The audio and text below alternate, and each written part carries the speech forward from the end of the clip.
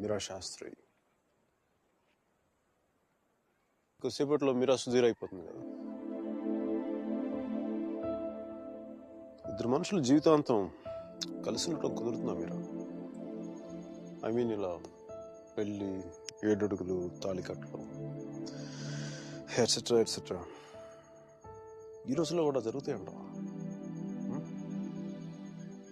సేనాపతి చెప్పినట్టు జీవితంలో ఒకేసారి ప్రేమ పుట్టడం, చచ్చిపోయేదాకా అది పోకపోవటం